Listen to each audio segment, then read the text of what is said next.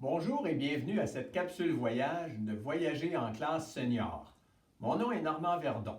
Aujourd'hui, je vous amène dans l'Ouest canadien. Le principal attrait de l'Ouest canadien réside dans les montagnes rocheuses. Nous débuterons donc notre périple dans la ville de Calgary en Alberta. La ville est située tout juste au pied de la célèbre chaîne de montagnes. Calgary est une ville relativement récente.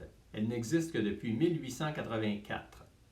Son architecture est donc très moderne et son centre-ville est presque exclusivement composé d'édifices reliés à l'industrie du pétrole.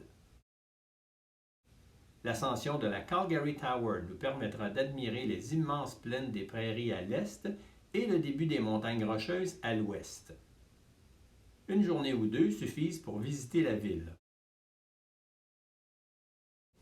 On voudra voir son hôtel de ville, un bel édifice de pierre construit au début du 20e siècle. Et surtout les superbes chevaux en bronze qui se trouvent sur le parvis de l'annexe de l'hôtel de ville. Tout juste à côté, il faut absolument admirer la très belle et très pertinente sculpture intitulée Famous Five. L'œuvre d'art célèbre la victoire de 1929 en Cour suprême de 5 femmes de l'Alberta. La Cour devait déterminer essentiellement si le mot « personne » dans les textes constitutionnels incluait ou non les femmes. On entend ici quelques grincements de dents. Heureusement, Calgary est connue pour autre chose. C'est la ville des cow-boys. En tout temps, vous verrez des bottes et des chapeaux de cow-boy, même chez les hommes d'affaires en veston-cravate. L'aréna de la ville, le Saddle Dome, a même la forme d'une selle d'équitation. Mais si on y va au début juillet, impossible de manquer le Stampede de Calgary. Ce happening de classe mondiale existe depuis plus de 100 ans. C'est le plus grand rodéo au monde. Il attire des cow-boys de partout en Amérique du Nord, et chacun aspire à devenir le meilleur monteur de chevaux et de bœufs sauvages.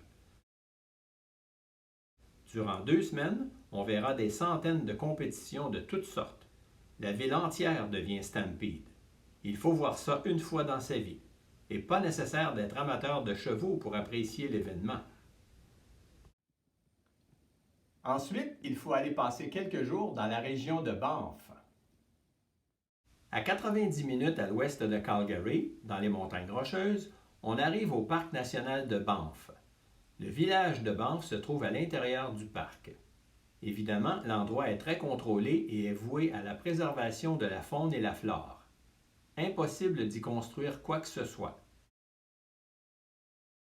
Et il est très fréquent d'y rencontrer différentes espèces d'animaux sauvages, orignaux, ours noirs, grizzlies et autres mammifères. À mon avis, Banff est le plus beau village du Canada. Complètement encerclé de très hautes montagnes, le petit village est très invitant. En été, il est fleuri à profusion. La rue principale est l'endroit idéal pour se promener et flâner dans ses terrasses, cafés et boutiques de toutes sortes. Au bout de la rue, de l'autre côté du pont, le très bel édifice de l'administration des parcs, qui est l'ancien hôpital de la ville, offre une perspective sans pareille. L'endroit qu'on appelle le Jardin des Cascades permet des photos absolument splendides. Tout près de là, on retrouvera le musée du parc de Banff. Le musée, dédié à la faune et la flore du parc national, offre une collection incroyable de tout ce qui pousse et qui vit dans le parc.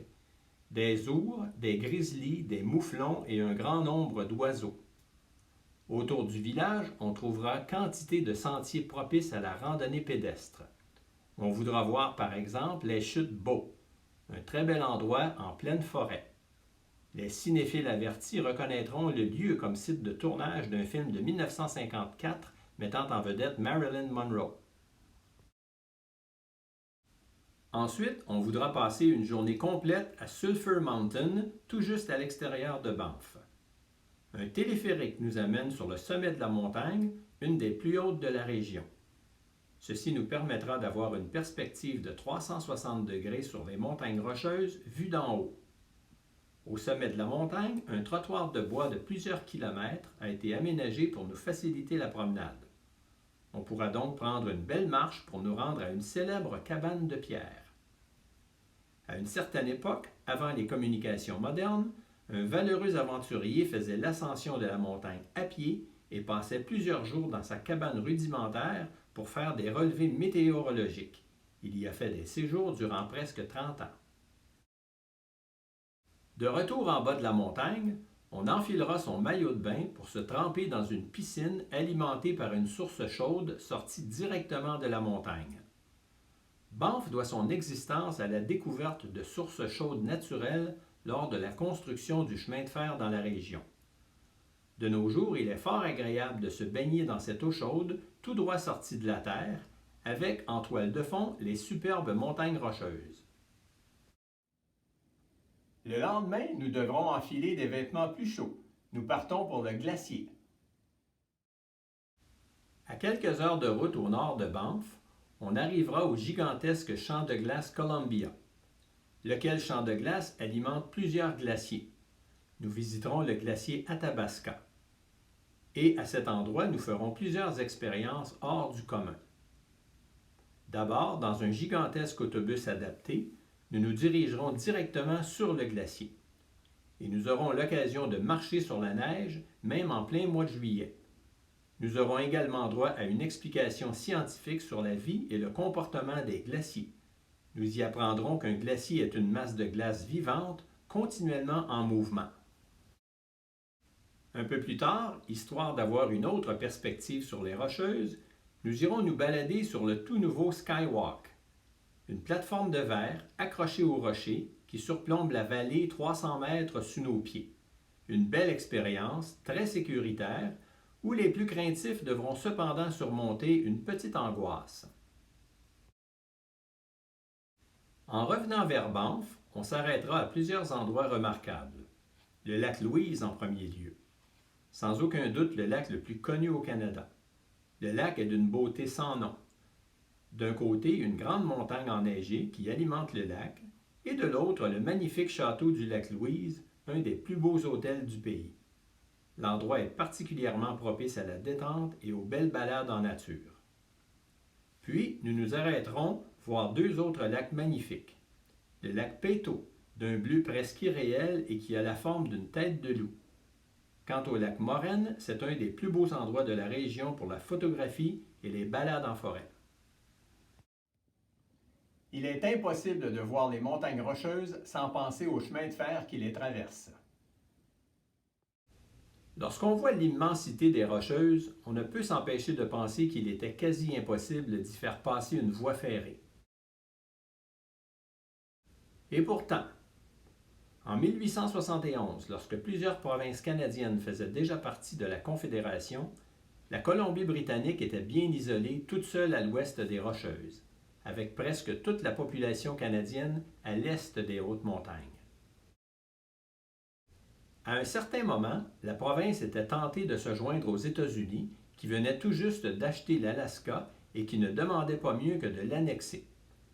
Après de longues et vigoureuses négociations, la Colombie-Britannique accepta de se joindre à la Confédération canadienne à la condition expresse qu'un chemin de fer la relie au reste du Canada. Mais c'était plus facile à dire qu'à faire. Les moyens technologiques de l'époque étaient très limités et en plus on ne possédait même pas de véritable cartographie des montagnes. Mais ce fut fait. Un immense travail de courage et de détermination. 4 années de labeur pour des centaines d'employés dans des conditions effroyables et de très nombreuses péripéties. Aujourd'hui, dans les Rocheuses, on voit partout des voies ferrées, des tunnels et des ponts, et à plusieurs endroits, on s'arrêtera pour prendre des photos et visiter les différents centres d'interprétation. De l'autre côté des Rocheuses, on arrive dans une immense vallée. La vallée de l'Okanagan, sertie entre deux chaînes de montagnes, peut être qualifiée de région privilégiée par la nature. C'est la région la plus fertile au Canada. Partout au pays, l'Okanagan est réputé pour ses vergers de fruits, comme les cerises, les prunes et les pêches, mais surtout pour ses nombreux vignobles. On ne voudra donc pas manquer la visite d'un ou deux vignobles qui font la fierté de la région. Nous nous rendrons ensuite au bord du Pacifique pour prendre le traversier, direction l'île de Vancouver. La traversée pour se rendre à l'île prend 90 minutes et c'est un moment de pur bonheur. Une nature sauvage. Le traversier serpente entre de nombreuses îles presque inhabitées. Le matin, l'endroit est très souvent enveloppé d'un brouillard matinal. Sur l'île de Vancouver, nous passerons quelques jours à Victoria, la capitale de la province. La ville, beaucoup plus petite que Vancouver, possède beaucoup de charme et elle est très royaliste. Après tout, la ville doit son nom à la plus célèbre des reines d'Angleterre. Victoria se visite à pied. Construite autour d'un port de plaisance, Victoria possède de multiples attraits. Par exemple, on ne voudra pas manquer son petit village de maisons flottantes. C'est à cet endroit d'ailleurs qu'on retrouve les meilleurs fish and chips au monde, à mon goût en tout cas. Dans le port de Victoria, on verra une curiosité que je crois unique au monde. Des mini-bateaux taxis jaunes et verts, qui pour quelques dollars vous transportent où vous voulez alentour du port. Et tous les dimanches matins, tous ces petits bateaux nous offrent une chorégraphie maritime au son d'une musique entraînante.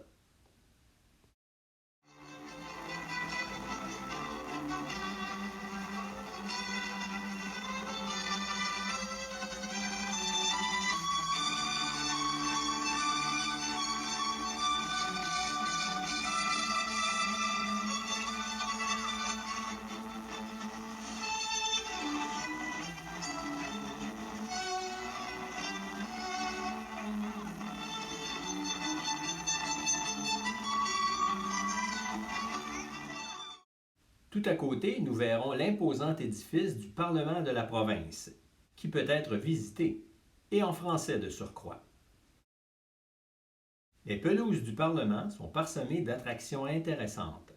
La statue de la reine Victoria, évidemment, tout à côté d'un immense séquoia importé de Californie. Et, pas très loin, nous verrons plusieurs totems qui nous rappellent la présence des premiers habitants du territoire. Il n'est pas question de quitter Victoria sans visiter le fameux Butchart Gardens, rien de moins que le plus beau jardin botanique au Canada.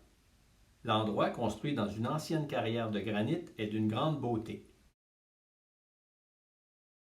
Il est divisé en plusieurs jardins thématiques. Le jardin caché, le jardin japonais et le jardin italien. Il sera même possible de s'offrir un souper champêtre dans ce lieu absolument unique. Et si on a la chance d'y être un samedi soir, nous aurons l'occasion d'assister au plus grandiose feu d'artifice qui nous a été donné de voir. Le chemin de fer canadien, qui a été terminé en 1885, a provoqué un autre phénomène fort intéressant. Avant le chemin de fer, le tourisme n'existait pratiquement pas. Mais après l'achèvement de la voie ferrée d'un océan à l'autre, comme on disait, il a bien fallu construire des hôtels pour loger les nouveaux voyageurs attirés par le train. D'un bout à l'autre du Canada, on a donc entrepris la construction de grands hôtels tout au long du parcours. Et pas n'importe quels hôtels. Les plus connus des gens de l'Est sont le Château Frontenac, le Château Laurier et le Reine-Élisabeth. Notre voyage dans l'Ouest nous permettra de visiter 3 autres de ces magnifiques hôtels-châteaux. Le château du Lac-Louise, l'Empress à Victoria et le majestueux Banff Springs Hotel, des hôtels comme il ne s'en fait plus. Après quelques jours sur l'île de Vancouver, il est temps de reprendre le traversier et de revenir sur le continent. Vancouver est la plus grande ville de l'Ouest canadien. C'est la ville des sportifs et des amateurs de grands espaces. À quel autre endroit au Canada peut-on skier en matinée et se baigner à la mer dans la même journée? Parce que les montagnes ne sont jamais bien loin et que des plages se trouvent en pleine ville. Même si Vancouver n'est pas une ville très ancienne, elle possède quand même une plus vieille section. La rue Water est célèbre pour ses restaurants aux nombreuses terrasses et surtout pour sa vénérable horloge à vapeur. Il s'agit d'une des attractions majeures de la ville. L'horloge, dont il existe seulement 3 ou 4 exemplaires dans le monde, fonctionne entièrement avec la vapeur. À toutes les heures, on voit s'attrouper beaucoup de curieux pour voir les carillons s'activer par la seule énergie de la vapeur.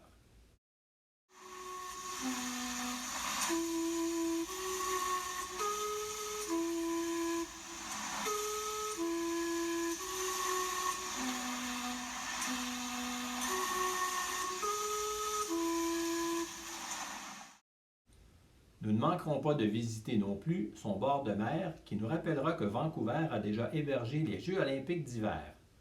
L'endroit a été magnifiquement transformé en port de croisière très fréquenté durant l'été.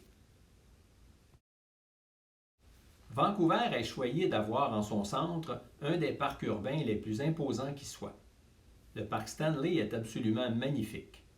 Situé de l'autre côté de la baie, il permet une très belle vue sur le centre-ville. On y retrouve une grande quantité de sentiers propices à la randonnée, un théâtre et aussi un parc de totems. Le parc permet également d'accéder au magnifique pont Lionsgate, sur lequel a été calqué le Golden Gate de San Francisco. Le parc est nommé en l'honneur de Frederick Stanley, gouverneur général du Canada à la fin du 19e siècle. Et oui, celui-là même qui nous a légué la célèbre Coupe Stanley. Le Chinatown de Vancouver mérite aussi une belle balade. C'est le plus imposant au Canada avec ses très nombreux commerces de produits orientaux. On se rappellera qu'en 1880, plus de 15 000 travailleurs chinois avaient été recrutés pour participer à la construction du chemin de fer. Nous visiterons également son très beau parc dédié au fondateur de la Chine moderne, le Dr Sun Yat-sen. Transportons-nous ensuite sur Granville Island, une toute petite île en face du centre-ville de Vancouver. L'île, qui est un ancien parc industriel, abrite le plus impressionnant marché au Canada. En toute saison, c'est le lieu privilégié pour se procurer viande, poissons et fruits de mer, et surtout les fruits et légumes fraîchement arrivés de la vallée de l'Okanagan. Pour terminer notre visite de Vancouver, nous passerons une bonne demi-journée au parc Capilano, 30 minutes au nord de la ville. L'endroit, qui se veut un centre d'interprétation de la forêt et aussi un lieu dédié aux Premières Nations, est spectaculaire. La nature sauvage de l'Ouest canadien y est mise à l'avant-plan. Plusieurs trottoirs et ponts suspendus nous permettront de visiter le site. Nous y verrons une multitude de panneaux explicatifs sur la faune et la flore locale. Nous visiterons aussi un centre d'interprétation sur les techniques autochtones de construction d'abris en forêt et du rôle que jouaient les grands arbres dans la survie des Premières Nations. Maintenant, j'ai 2 questions quiz pour vous. Quelle est l'origine du nom Alberta? Et ensuite, qui est la célèbre Louise qui a donné son nom au lac Louise? La réponse est la même pour les 2 quiz. Il s'agit de la princesse Louise Caroline Alberta, la 4e fille de la reine Victoria. Elle fut l'épouse du marquis de Lorne, John Campbell, qui fut gouverneur général du Canada. Et les 2 vécurent plusieurs années à Ottawa. J'espère que cette présentation vous a plu. Pour d'autres récits de voyage, je vous invite à visiter mon blog voyage dont l'adresse apparaît à l'écran. À la prochaine pour une autre capsule de Voyager en classe senior. Nous sommes également présents sur Facebook et sur Instagram.